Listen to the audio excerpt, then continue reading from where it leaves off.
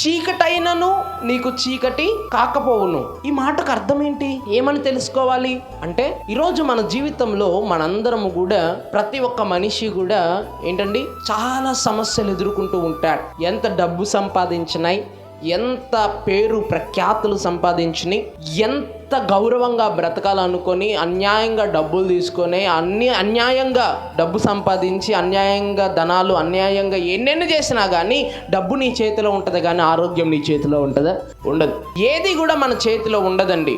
ఈరోజు దేవుడు అంటూ ఉన్నాడు, డబ్బున్నంత మాత్రాన అన్నీ ఉన్నాయన్న అర్థం కాదు, కానీ ఆరోగ్యం మన చేతులు లేదు. మనం బ్రతుకుతున్నామంటే ఆయన ఇచ్చిన కృప మూలముగానే. హల్లెలూయా. మనం బ్రతుకుతున్నామంటే ఆయన ఇచ్చిన ఆరోగ్యం, దేవుడిచ్చిన ఆరోగ్యం మనల్ని కాపాడుతూ ఉన్నది. దేవుడిచ్చిన ఆరోగ్యం వలన క్షేమముగా ఏ ఇబ్బంది లేకుండా మనం బ్రతుకుతూ ఉన్నామండి. ఏ వ్యాధి లేకుండా బ్రతుకుతూ ఉన్నాం. కనుక ఈరోజు దేవుడు మీతోనే మాట్లాడుతూ ఉన్నాడు. ఏంటో తెలుసా?